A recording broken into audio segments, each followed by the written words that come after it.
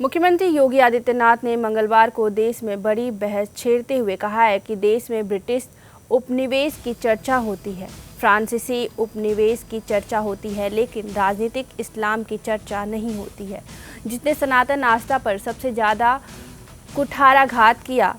उन्होंने कहा कि छत्रपति शिवाजी महाराज, गुरु गोविंद सिंह, महाराणा प्रताप और महाराणा सांगा राजनीतिक इस्लाम के खिलाफ ही लड़ाई लड़ी थी।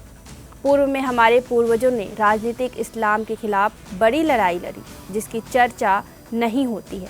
राम मंदिर को लेकर सपा, कांग्रेस और इंडी गठबंधन के लोग प्रश्न करते थे। संघ के स्वयंसेवक दृढ़ संकल्प से कहते थे कि मंदिर जरूर बनेगा।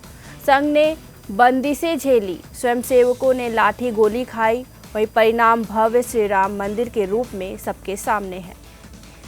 यानी ब्रिटिश उपनिवेशवाद के खिलाफ हम लड़े थे, हमारे पूर्वज लड़े थे।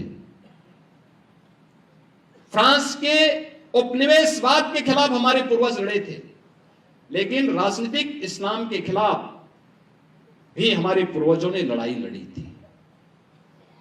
बड़ी बड़ी लड़ाइयां लड़ी थी। छत्रपति शिवाजी महाराज को, गुरु गोविंद सिंह जी महाराज को, महाराणा प्रताप को, महाराणा सांगा को हम इसी बात के लिए स्मरण करते हैं।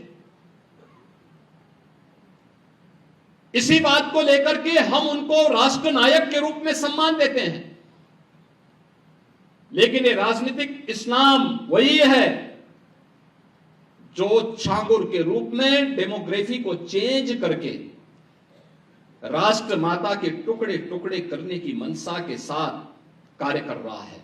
और उससे सतर्क रहने के लिए राष्ट्रीय स्वयंसेवक संघ आज समाज को जोड़ने के जिस बड़े अभियान को आगे बढ़ा रहा है, और वह अत्यंत अभिनंदनीय प्रयास है। जो महत्वपूर्ण दायित्व संघ ने पिछले 100 वर्षों के दौरान समाज जीवन के अलग अलग क्षेत्रों में उठाए और समाज को एकजुट करके, अयोध्या उसके अगल बगल के जनपदों में हमें केवल 51,000 मिट्टी के दीप मिल पाए थे। 51,000।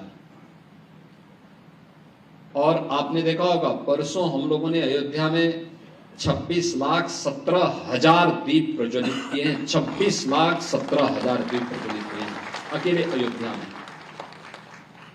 पूरे प्रदेश के अंदर जो मेरे पास आंकड़े आए थे कि उस दिन 1,51,00,000 दीप अलग अलग स्थानों पर प्रज्वलित हुए थे। यानी ये वही प्रदेश है। और समाजवादी पार्टी को इसमें भी परेशानी थी। आपने देखा होगा उन्होंने कहा ये दीप जलाने की आवश्यकता क्या है।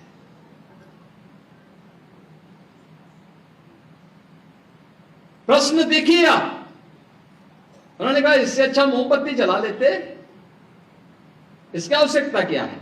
यानी वो अन्नदाता किसान का अपमान कर रहे हैं, क्योंकि जो तेल आएगा वो किसान के पास से तो आएगा। मिट्टी का बर्तन जो बना रहा है हमारा कुमार और प्रजापति समुदाय का व्यक्ति बना रहा है। हमने उस प्रजापति समुदाय के बंधु के लिए भी व्यवस्था की है कि अप्रैल से जून तक हर तालाब की मिट्टी को निकाल करके लेके जाए फ्री में।